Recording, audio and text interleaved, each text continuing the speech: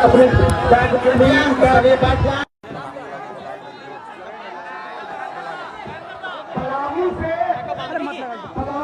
छोड़ दे। आए हुए हमारे क्रांतिकारी साथी वो कृपया मंच पर आने का काम करें। मैं सभी का नाम नहीं जानता हूँ। दिलीप महतो, लक्ष्मण मेहता और हमारे साथ कई क्रांतिकारी साथी कल आए हैं। आप लोग पलामू प्रमंडल से चल करके आए जरा आप आशेष पर मंच पर आने का काम करें। और मैं सभी ठंडा लगो, करूंगा कि अब हम लोग ठंडा लगो मालवा सामने है अपने वक्तव्य को रखेंगे। हम लोग शांतिपूर्वक सुनने के काम करें और मंच पर जितने भी क्रांतिकारी साथी हैं हम चाहेंगे कि सभी को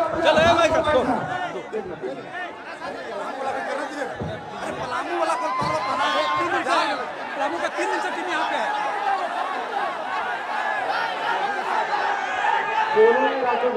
और यहाँ गलियारा में जो भी है मीडिया बंधु जो भी है कृपया आप अपना जगह को ले लें अपने अनुसार और फैसला करके नहीं करें। इससे क्या है कि हम लोग का विचारधारा बढ़ाए अपना हक अधिकार चाहे यहाँ पर इसको शांति बनाए रखें और पलामू के साथी बढ़ाने दें। प्लीज आप लोग बात को समझिए। हम लोग पूरा झारखंड को लेकर चलने वाले हैं, पूरे जाति धर्म को लेकर किसी को छोड़ना नहीं है। बस बस इतने तरह देना। ठंडा लगो मालवा, ठंडा लगो। आइए आइए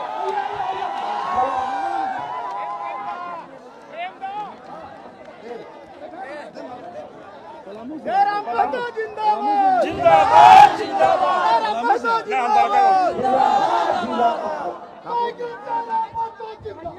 जिंदाबाद जिंदाबाद। चलिए इसको अच्छा तरह का पेंटिंग मत, अच्छा तरह का मोड़ के रख देना। हाँ मोड़ के रखे। दादा आप लीजिए। नहीं ऐसा मत कीजिए, ऐसा ना ना ना ऐसा नहीं, हम उतना बड़ा नहीं है।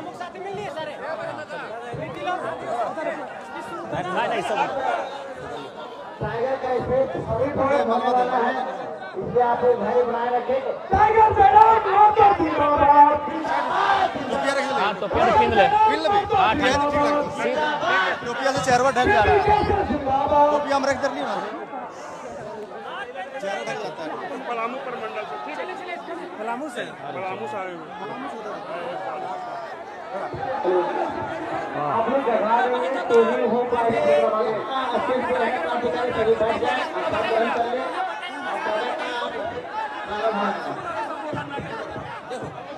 कौन डालो?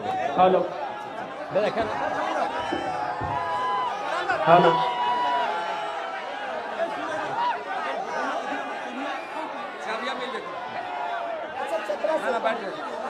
दादा आप संबोधन में पहले चतरा को सब आभार दीजिए। 40% संख्या चतरा है। ठीक है, बिल्कुल दे रहे हैं। 40% संख्या चतरा है और आप भी चतरा को छाट दिए, इसलिए ये नहीं होना चाहिए।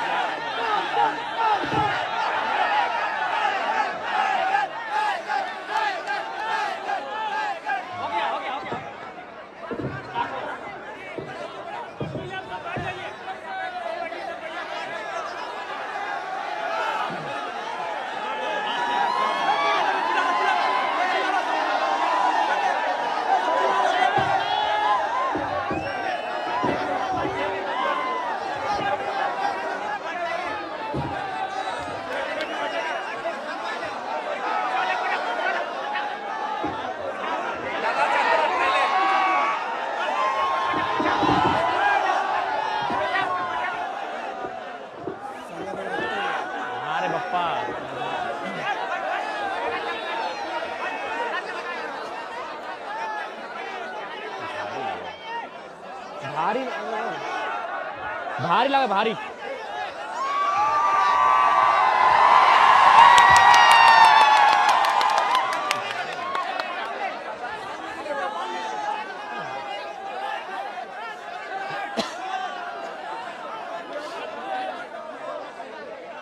आज झारखंड के सबसे प्राचीन जिला हजारीबाग जिसका गठन 1833 में किया गया है। झारखंड के सबसे प्राचीन जिला हजारीबाग की सरजमी में जितने भी झारखंडी उपस्थित हैं उन सभी को झारखंडी जोहार करते हैं। और आज ढलती हुई शाम झारखंड के उगते हुए सूरज का अनुमान कर सकती है। और आप इस कड़कड़ाती ठंड में जिस प्रकार से अपने जगह में हमारे सभी वक्ताओं को गंभीरता पूर्वक एक एक शब्द उनके वचनों को सुन रहे हैं, इससे यह आभास हो चुका है कि हम लोग इस जंग की आधी लड़ाई जीत चुके हैं। बस मतदान जब करेंगे तो पूरी लड़ाई जीत जाएंगे। कि वह खून कहो किस मतलब का जिसमें उबाल का नाम नहीं, कि वह खून कहो किस मतलब का जिसमें उबाल का नाम नहीं, वह खून कहो किस मतलब का जो आ सके देश के काम नहीं। उस दिन लोगों ने सही सही खून की कीमत पहचानी थी जब बर्मा में सुभाष ने उनसे मांगी कुर्बानी थी। बोले स्वतंत्रता की खातिर बलिदान तुम्हें करना होगा, बहुत जी चुके हो जग में तुम्हें मरना होगा। आजादी के चरणों में जो जयमाल चढ़ाई जाएगी, सुनो तुम्हारे शीशों के फूलों से गूंथी जाएगी। यह आजादी का संग्राम भला पैसों पर खेला जाता है, यह शीश कटाने का सौदा नंगे सर झेला जाता है। आज चूंकि आज जननायक कर्पूरी ठाकुर जी की जयंती है, जैसा हमारे संजय दा बता रहे थे, उस जननायक को नमन करते हैं। और नेताजी की पंक्तियों को रखा कि कल नेताजी की जयंती थी और एक दिन पहले इस देश में आस्था के विषय, करोड़ों लोगों के आस्था के विषय राम अयोध्या में विराजित हुए। चूंकि देश में एक माहौल, एक गीत बना, राम आएंगे, हम तो कहेंगे राम के साथ भगत सिंह भी आए, डॉक्टर अंबेडकर भी आए, एपीजे अब्दुल कलाम भी आए, महात्मा गांधी भी आए, सरदार पटेल भी आए, चंद्रशेखर आजाद भी आए, अशफाक अली खां भी आए। लेकिन चूंकि हम लोग पढ़े लिखे लोग हैं, हमें प्रैक्टिकली और लॉजिकली बात करनी चाहिए। बिल्कुल राम आए, बाकी जितने महापुरुष है वो भी आए, लेकिन क्या वो शरीर से आएंगे? हम पढ़े लिखे लोग हैं, प्रैक्टिकली बात कीजिए, हम लोग लॉजिकली बात कीजिए, इमोशनली नहीं। क्या जो महापुरुष, चाहे कोई रहे, राम रहे, कृष्ण रहे, गांधी रहे, कलाम रहे, जिन्होंने अपने शरीर को त्यागा है, वो शरीर के रूप में आएंगे? क्या वो बोलते हुए आएंगे? क्या वो खाते हुए, नाचते हुए, गाते हुए आएंगे? नहीं, वो विचार के रूप में आएंगे। अतः राम का स्वागत है विचारों के रूप में, गांधी का भी स्वागत है विचारों के रूप में, कलाम का भी स्वागत है विचारों के रूप में, क्योंकि शरीर के रूप में कोई नहीं आएंगे। ये प्रैक्टिकली आपको समझना होगा। यानी हम स्वागत करते हैं, राम आएंगे, स्वागत करते हैं। अब आप कहेंगे कि अब तक हमने कभी सभाओं में इसका जिक्र नहीं किया, आज क्यों? नहीं, इसलिए कि कुछ दिन बाद हजारीबाग के सांसद राम जी के नाम पर वोट करेंगे, राम जी के नाम पर वोट मांगेंगे। एक बात बताइए, राम का मतलब क्या होता है? राम का मतलब होता है त्याग, राम का मतलब होता है पिता के वचन के लिए राजपाट का त्याग। और ये जयंत सिन्हा जब राम के नाम से वोट मांगेंगे, आपको थोड़ा सवाल करना चाहिए, जिसके पास 50,000 करोड़ की संपत्ति है वो किस मुख से राम के नाम से वोट मांगेंगे? उनसे पूछेगा कि राम का मतलब क्या है भाई, राम का आदर्श क्या है, राम का चरित्र क्या है, राम का आचरण क्या है, उनसे पूछिएगा। आज लगभग 62 विदेशी कंपनियों में उनका सीधा शेयर है, और ये व्यक्ति राम के नाम से मतदान करेंगे और आप मतदान दे देंगे? 62 कंपनियों में जो हजारीबाग के सांसद हैं, उनका 62 कंपनियों में सीधा शेयर है विदेश में। वो तो आप जानेंगे कि परसेंटेज कितना है, लेकिन मुझे जहां तक जानकारी है 62 कंपनियों में इन ढोंगियों का, इन पाखंडियों का सीधा शेयर है। यदि राम जी के पास 50,000 करोड़ की संपत्ति होती तो वो क्या करते? अरे वो बिशुनगढ़ के 45 मजदूरों को सऊदी अरब में नहीं छोड़ते, वो बिशुनगढ़ के 45 मजदूरों को सऊदी अरब में नहीं छोड़ते जो टॉयलेट का पानी पी रहे हैं। वो बड़का गांव के लोगों में कर्फ्यू का माहौल नहीं उत्पन्न करते, जो है अडानी प्राइवेट लिमिटेड कंपनी जमीन अधिग्रहण के लिए वहां इस प्रकार से पुलिस प्रशासन भरी है जैसे वो तालिबान लगता हो। और कल ये शख्स आएंगे और ये भावनाओं के नाम पर, आस्थाओं के नाम पर मत लेने का काम करेंगे। तो क्या राम का चित्र ऐसा ही था जैसा जयंत सिन्हा का है? इसलिए आज राम यानी विचार, राम यानी आचरण, राम यानी आदर्श, राम यानी कर्तव्य। एक भी लक्षण वर्तमान जो सांसद है, चूंकि यहां सबसे ज्यादा हिंदू मुस्लिम के नाम से मतदान होता है, एक भी लक्षण राम का इनमें नहीं दिखता है। ये तो ऐसे लोग हैं जिनके कारण एक और हमारे राज्य में भुखमरी है, हमारे राज्य में गरीबी है, पलायन है, विस्थापन है। और आपको जानकारी होना चाहिए, पूरे झारखंड में सबसे ज्यादा अगर विस्थापन कहीं है तो हजारीबाग जिला, हजारीबाग लोकसभा के बिशुनगढ़ प्रखंड में है। इसलिए आज मैं आपसे यही कहना चाहूंगा कि जब मत की बारी आए, ऐसे व्यक्ति को चुनिएगा जो आपकी बातों को दिल्ली में रख सके, जो आपकी बातों को दिल्ली को मजबूत कर सके, जो आपकी लड़ाई को लड़ सके। एक बात सभी जानते हैं,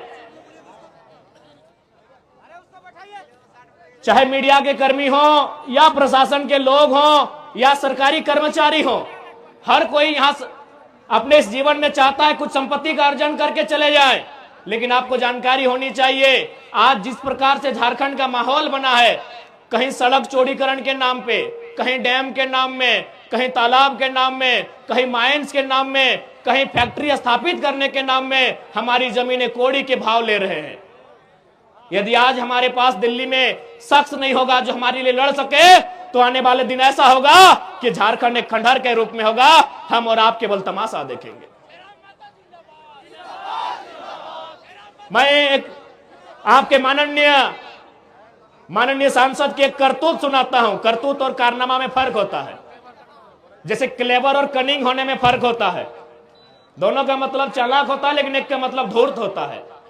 तो मैं इनकी एक करतूत आपको सुना रहा हूं। आपके जो यशस्वी नरेंद्र मोदी जी के नाम पर ये वोट लेंगे, माननीय जयंत सिन्हा, इनका बाप भी सांसद रह चुके, अपना बेटा को बनाने की तैयारी में है। राजरप्पा में एक प्रोजेक्ट आया था। आज समझिए कि किस प्रकार झारखंड को खोखला किया जा रहा है, किस प्रकार हमारी बुनियादी ढांचे को बर्बाद किया जा रहा है, किस प्रकार हमारे रोजी रोजगार को प्रदेशों के हाथों बेचा जा रहा है। वहां एक प्रोजेक्ट आया था, चूंकि सांसद हैं, दिल्ली से टीम आई थी, तो सांसद की एक कुर्सी लगी हुई थी। सांसद महोदय कुर्सी में बैठते हैं, अंदर जो दिल्ली की टीम आई थी, 5 सदस्य या 7 सदस्य टीम थी, उनसे पूछा सांसद महोदय ने, यशस्वी सांसद, आपके लोकप्रिय सांसद, आपके धर्मात्मा सांसद, अब भाई राम के नाम से वोट मांगते तो धर्मात्मा ही होंगे, और आपने दिया है। इस धर्मात्मा सांसद ने पूछा कि ये प्रोजेक्ट कितने में कंप्लीट हो सकता है? बोला सर हार्डली 15 से 20 करोड़ में पूरा हो जाएगा। इस धर्मात्मा, आपके लिए धर्मात्मा, हमारे लिए कहीं ना कहीं ये मानव के रूप में छुपे दानव है। इसने कहा इसको 250 करोड़ बनाइए। आप पता कर लीजिएगा, राजरप्पा प्रोजेक्ट, वहां 15 करोड़ में ये योजना थी, इन्होंने कहा इसको 250 करोड़ बनाइए। यानी जो योजना 15 करोड़ में हो सकती थी, 250 करोड़ किसके लिए? अपने लिए, अपनी पत्नी के लिए, अपनी साली के लिए, अपनी सलहज के लिए।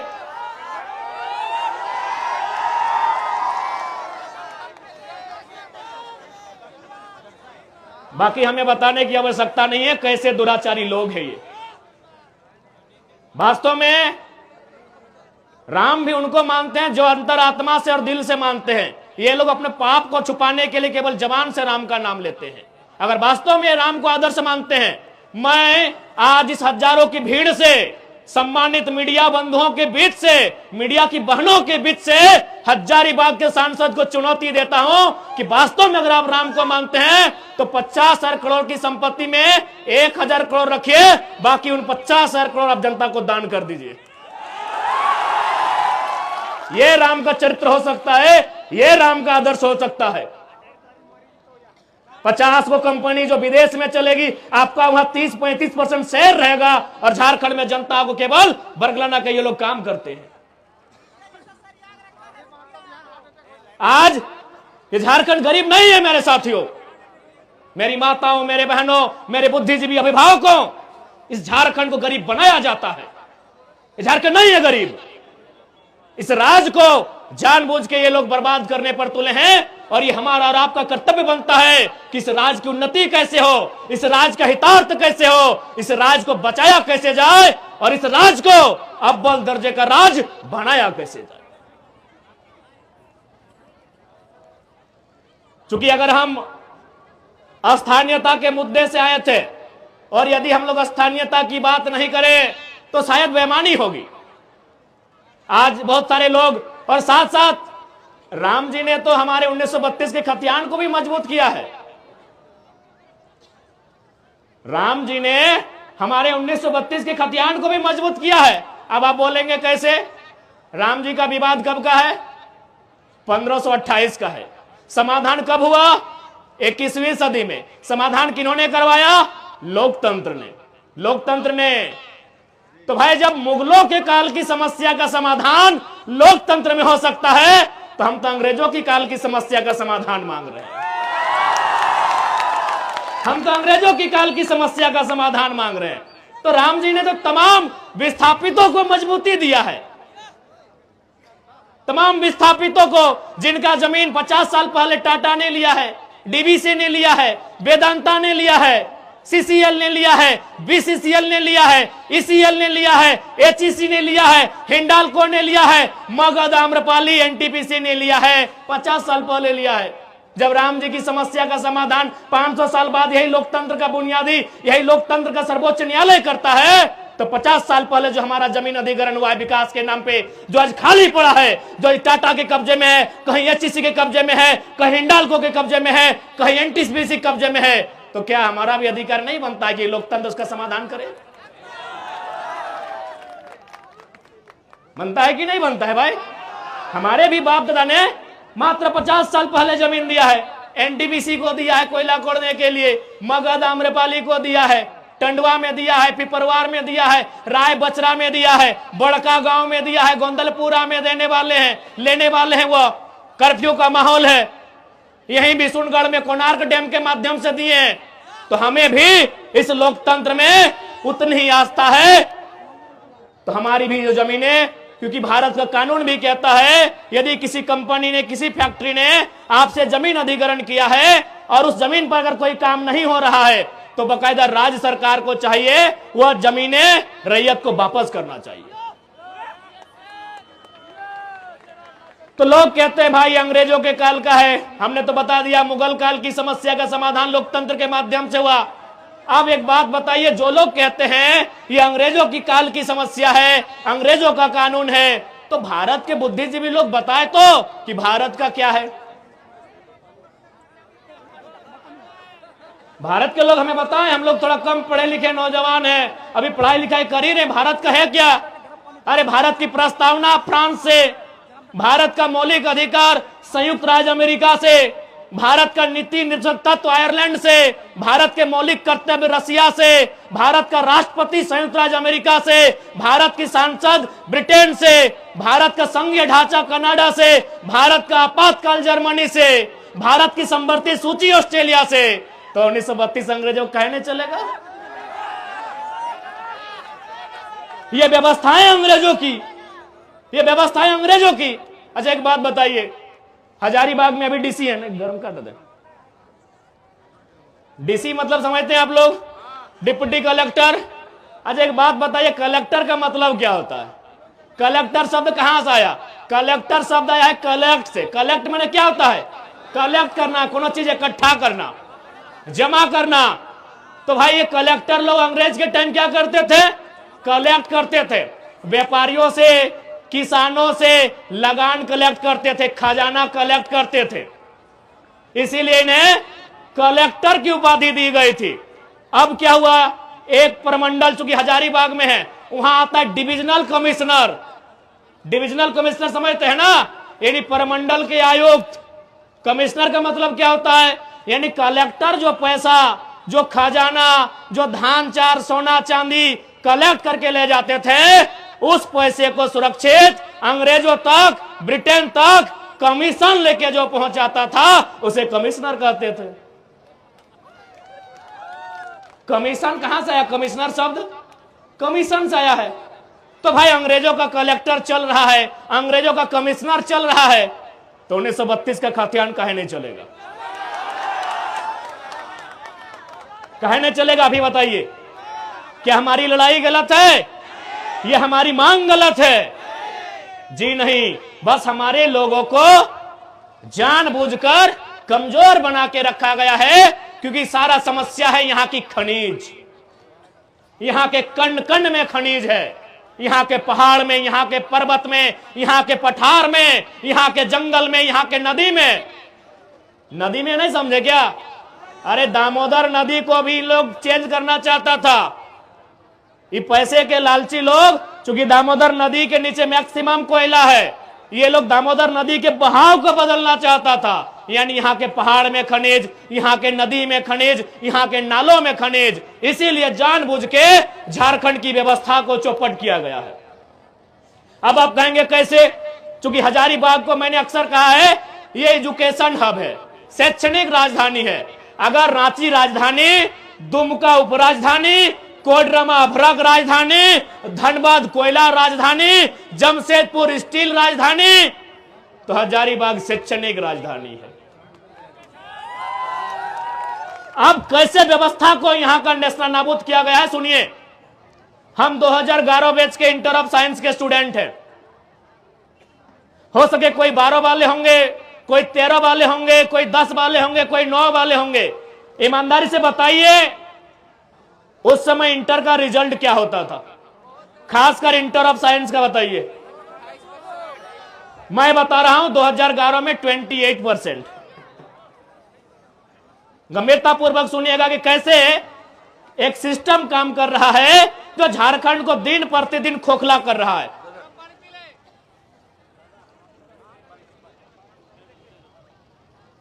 मात्र 28%। कॉमर्स का रिजल्ट था 42%, साइंस का रिजल्ट था 47%। सोच के देखिए आपकी रूह कांप जाएगी। आर्ट्स का रिजल्ट था 47, यानी 50% से ज्यादा बच्चे फेल हुए थे। कॉमर्स का रिजल्ट 42, यानी 50 से कई गुना ज्यादा, कई गुना नहीं, संख्या में कितना ज्यादा। और मात्र 28% रिजल्ट था इंटर ऑफ साइंस का। 2011 का हम साइंस का और पास आउट स्टूडेंट है।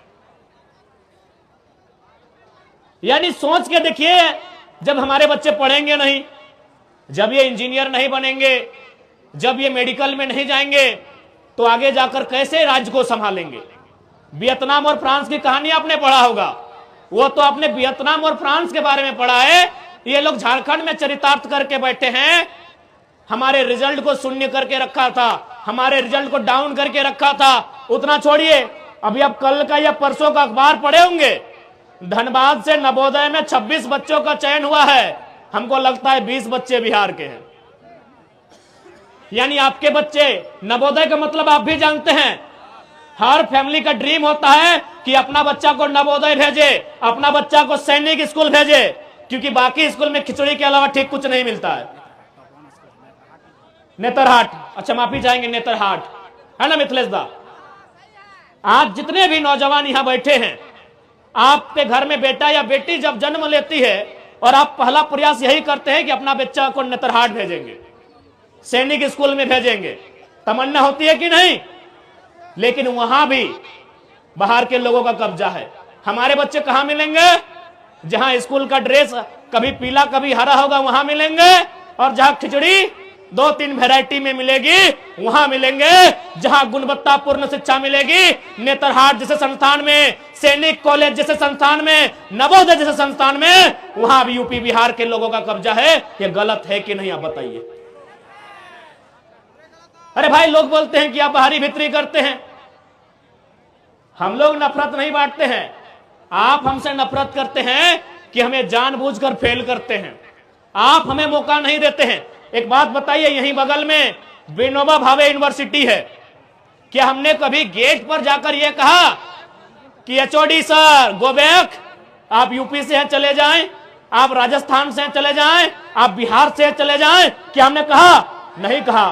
क्योंकि यूनिवर्सिटी में जो प्रोफेसर आते हैं वह सेंट्रल का विषय होता है, वह जेआरएफ करने वाले लोग होते हैं, उससे ऊंची ऊंची उपाधियों को उपलब्धियों को हासिल करके आते हैं। हमने कभी प्रोफेसर का विरोध नहीं किया है, लेकिन यदि कोई प्राइमरी टीचर बन के आएगा यूपी बिहार से, विरोध होगा कि नहीं आप ही बताइए,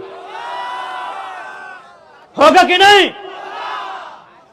अरे भाई, हमने प्रोफेसर का विरोध नहीं किया है। मैं आपके हजारीबाग की स्थिति नहीं जानता हूं, धनबाद में 90% यूपी बिहार बंगाल के प्रोफेसर हैं। जो विनोद बिहारी महतो विश्वविद्यालय है वहां 90%। हमने तो विरोध नहीं किया, क्योंकि ये सेंट्रल का विषय है, ये केंद्रीय विषय है। आप प्राइमरी टीचर बन के आएंगे, आप टीजीटी में आएंगे, आप पीजीटी में आएंगे, तो क्या झारखंड के बच्चे कोयला ठेलेंगे? झारखंड के बच्चे बालू ठेलेंगे? झारखंड के बच्चे घास उखाड़ेंगे? झारखंड के बच्चे सूरत, गुजरात, महाराष्ट्र में मजदूरी करेंगे? बताइए, गलत है या सही है?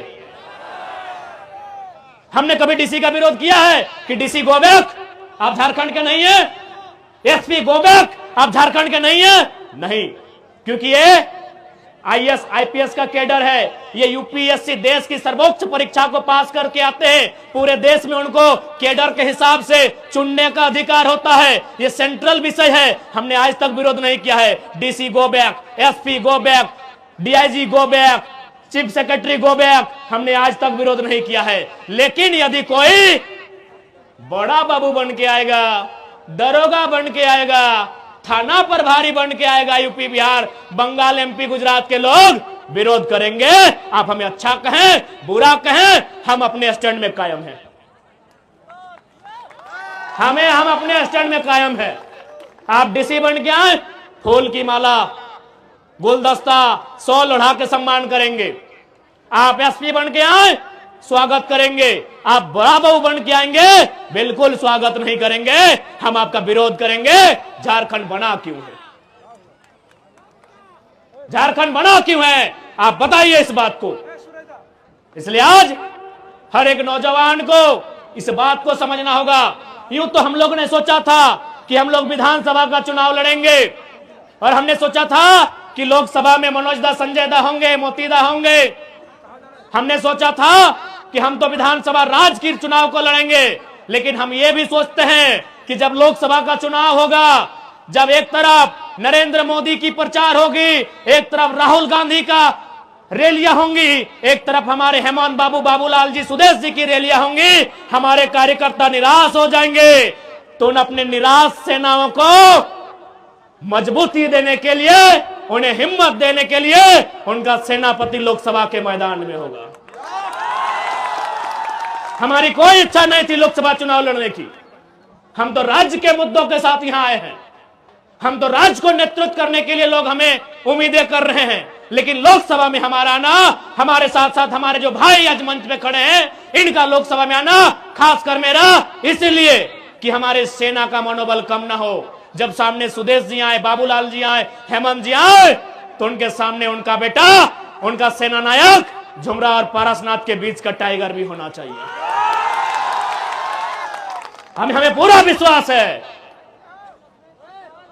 इसी हौसले के लिए, इसी विश्वास के लिए, इसी हिम्मत के लिए लोकसभा चुनाव लड़ने का और उसमें मेरे खुद भाग लेने का ऐलान किया है। नहीं तो हम लोग विधानसभा की तैयारी करते, मनोज दा, संजय दा, मोती दा, इनको कहते आप लोग लोकसभा की देखिए कहां कैसे फिट होगा, आप लोग चर्चा करें।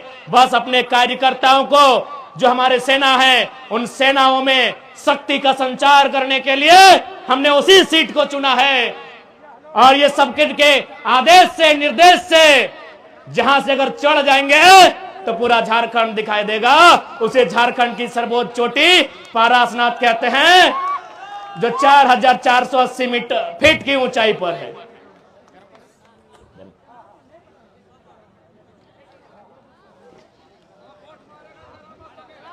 इसलिए आज बड़का गांव की बात कीजिए। कुछ दिन पहले बड़का गांव के कुछ साथी आए थे जयंत सिन्हा से मिलने के लिए। इन्होंने साफ साफ कहा कि जमीन तो आपको देनी होगी। जयंत सिन्हा ने साफ साफ कहा जमीन तो आपको देनी होगी। बताइए तुमको सांसद काहे बनाए हैं? बप्पो को सांसद बनाए, बेटों को सांसद बनाए, अब तुम बोल रहे हमारे बेटुओं को सांसद बनाओ। इसी दिन के लिए विकास का कोई विरोधी नहीं है। आज जितने लोग यहां बैठे हैं, कोई विकास का विरोधी नहीं है, लेकिन विकास का एक मापदंड होना चाहिए, जमीन अधिग्रहण का एक मापदंड होना चाहिए, मुआवजा का एक मापदंड होना चाहिए। अरे आइए ना भाई, बड़का गांव क्या, पूरा बड़का गांव विधानसभा जिसमें केरेडाड़ी पतरातू भी आता है, सारा जमीन आपको एक मुश्त में दे देंगे। आप प्रति डिसमिल 1 लाख रुपया मुआवजा तो लगाइए। क्या गलत है भाई, क्या गलत है?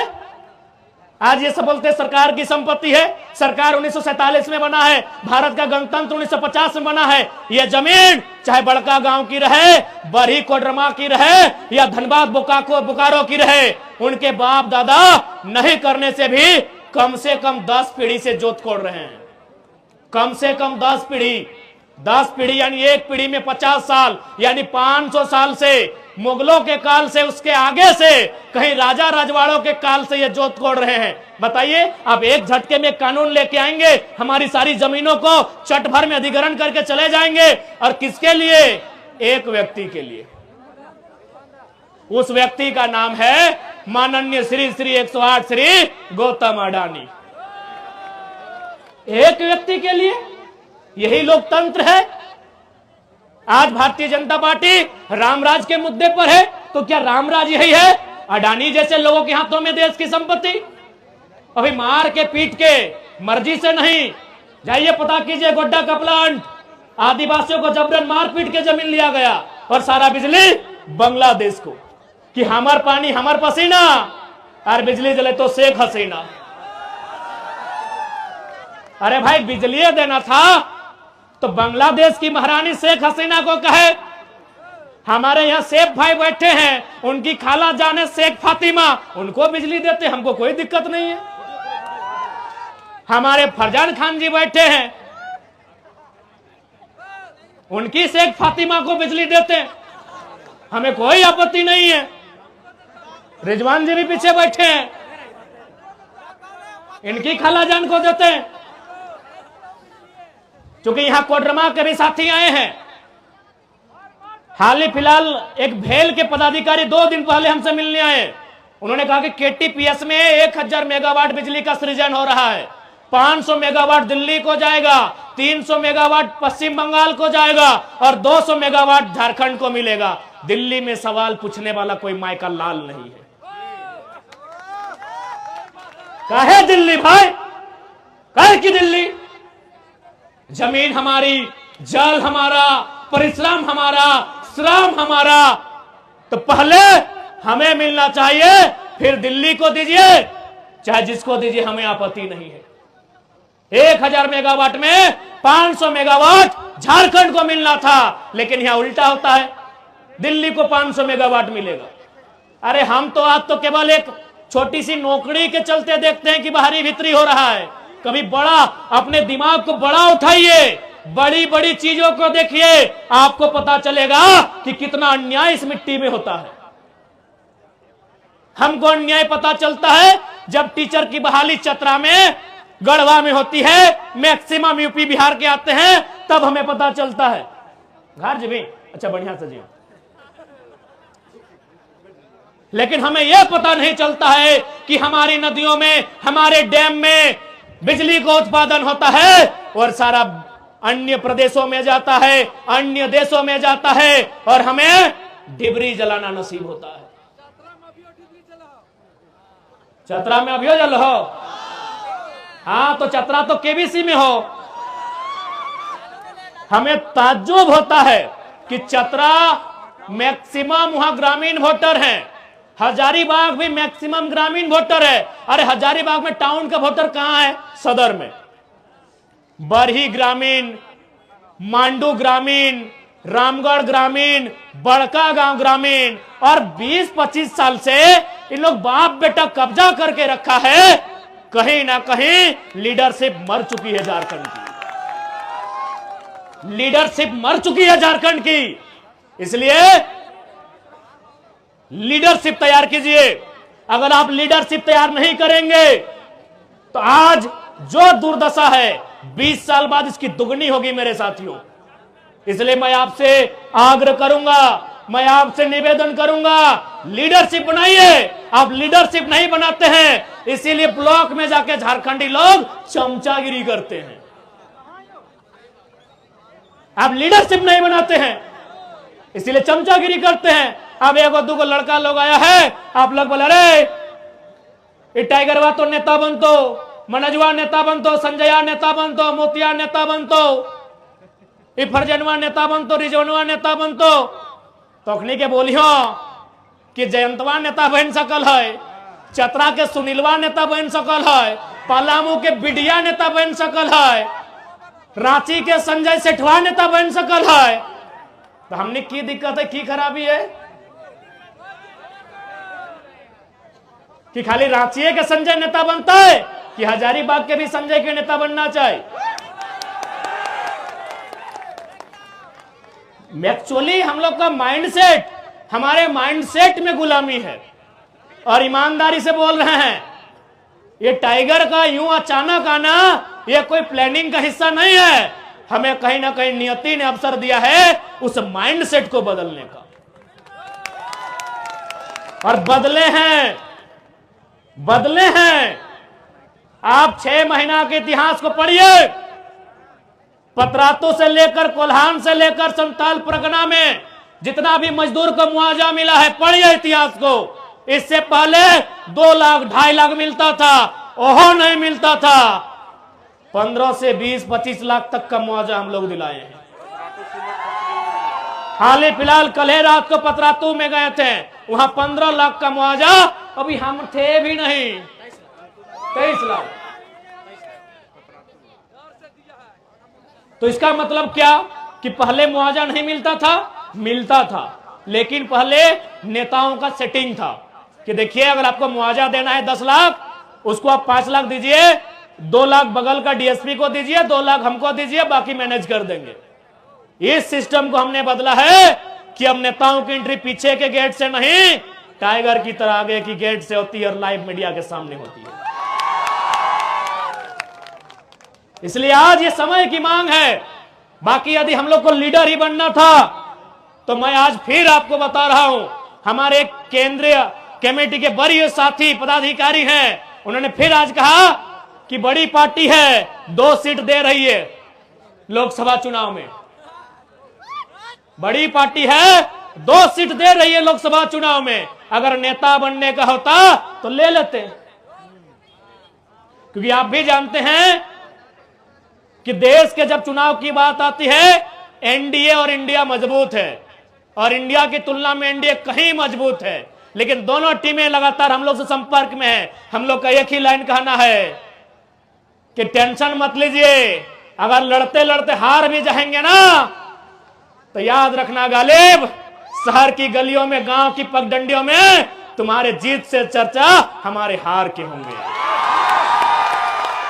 और जीत गए तो इतिहास, भूगोल, व्यवस्था को बदल देंगे। जीएम, सीएमडी, अधिकारी, आला अधिकारी सोच को बदल देंगे, क्योंकि उनको भी बता दें हमारे पास बैकग्राउंड में कोई एमपी एमएलए नहीं, झुमरा और पारसनाथ खड़ा है।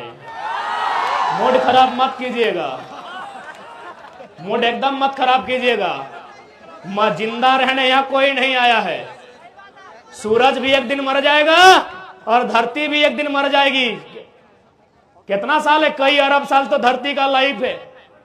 ये पेड़ भी, नदी नाला सब मरेंगे, खाकी रहे चाहे खादी। और ऐसे भी हमने मौत के साये में झारखंड बनाया है, हंसते हुए झारखंड नहीं पाया है, हमने मौत के साये में झारखंड बनाया है। इसलिए इस भूल को ना सोचें कि ये कर देंगे वो कर देंगे। सुनिए, जो लोग ऐसा सोचते हैं उनको साफ संदेश देंगे, कुछ करना ही है तो सीधा कत्ल कीजिएगा, जिंदा रह गए तो बदला गिन गिन के लेंगे।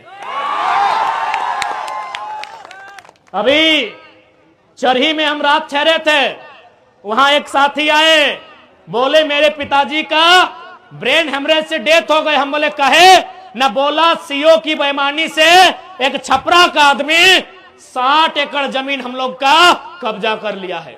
हम एक लाइन बोले, ये चरही का विषय है, आज 12वां है, जाके पता कर लीजिए कितना बेईमानी यहां होता है झारखंड में। कोई सुथरा नहीं है, तभी सुधार होगा जब सिस्टम सुधार होगा। 60 एकड़ जमीन अधिग्रहण हो जाता है। अब बताइए छपरू पार का आदमी सीएनटी का जमीन कैसे पंजी 2 में चढ़ाया जी? वो आदमी ब्रेन हेमरेज से सोच सोच के मर जाता है। हम एक ही लाइन बोले, जिस जमीन के कारण बाप का जान गया है, अगर वास्तव में उसी बाप का खून बहता है तो जिसने कब्जा किया है चैन से नहीं रहना चाहिए, चैन से नहीं रहना चाहिए। बाप ऐसे तो मर रहे, अगर नहीं रहे तो बाप का वह सोच जिंदा रहना चाहिए। बाप भी जानता है कि जो जमीन है यह अचल संपत्ति है, दुनिया में सारी संपत्ति खत्म हो जाएगी, ये मोबाइल, ये पैसा कौड़ी, लेकिन अगर कहीं से इंसान की जरूरत पूरी होगी, अनाज से होगी, और खेत में उगाया जाता है। बताइए क्या अन्याय होता है हमारे साथ। बीडीओ की मिली भगत, सीओ की मिली भगत, एक आदमी, ये मामूली घटना नहीं है, ये तो अंग्रेजों से भी काला कानून है, ये तो अंग्रेजों से भी क्रूर व्यवस्था है कि एक आदमी अपनी ब्रेन हेमरेज से उसका जान चला जाता है उसका जमीन जानने के कारण। आज 12वां है, पता कीजिए चरी में जाके। एक छपरा का आदमी यहां 60 एकड़ जमीन अधिग्रहण करता है, खुद गट्टी बना लेता है। एक छपरा का आदमी सीएनटी में आएगा जी?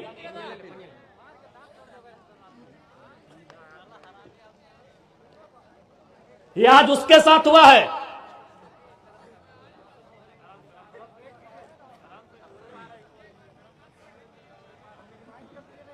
ये आज उनके साथ हुआ है, कल आपके साथ होगा, क्योंकि जिस दिन झारखंड में मिनरल्स खत्म हो जाएगा उनका नजर हमारी जमीन पर होगा, याद रखिएगा।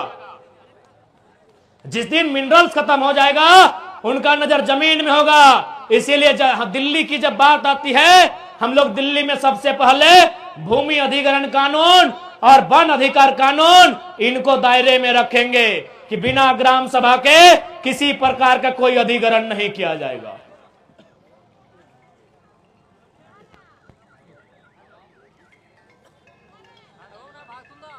इसलिए आज जितने भी लोग यहां आए हैं, मैं उनसे निवेदन करूंगा, रात्रि की बेला है और हम भी काफी अस्वस्थ हैं, तो उम्मीद है कि हमसे पहले भी वक्ताओं ने आपको बहुत गंभीरता पूर्वक बातों को समझाया है, आपने गंभीरता पूर्वक सुना है, और आज ये रात्रि की बेला में भी जिस प्रकार आप डटे हैं, हमें पूर्ण आशा है ये वक्त बदलाव का है, ये संकेत बदलाव का है, और निश्चय ही 24 में बदलाव होगा, क्योंकि सेहत ठीक नहीं है।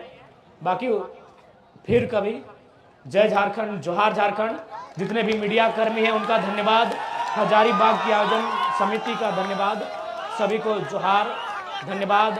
जितने भी माताएं बहनें, चतरा वालों का विशेष धन्यवाद। चतरा वाले बहुत भारी संख्या में, गढ़वा, पलामू, लातेहार, बड़का गांव से भारी संख्या में आए, और निश्चय हम लोग 1-2 दिन में लिखित के साथ हजारीबाग हमारे जो उम्मीदवार होंगे, कोडरमा के उम्मीदवार होंगे, संकेत आपको मिल चुका है, बकायदा लिखित हम लोग जारी कर देंगे।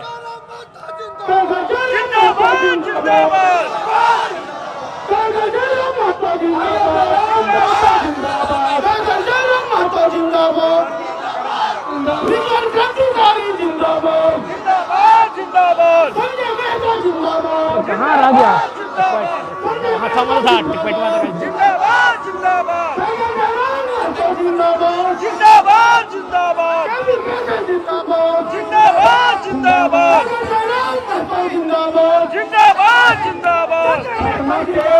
सिकंदर और संदीप क्रांतिकारी साथी कहाँ भी हो,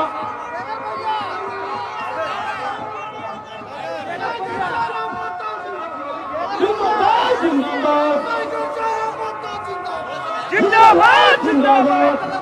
बहुत बहुत धन्यवाद पद्मा के क्रांतिकारी साथी को। संदीप का आप लोग जहाँ कहीं भी हम मंच चलाने का काम करें, और हम लोग को 24 के लिए संदेश भी मिल गया है। आगे क्या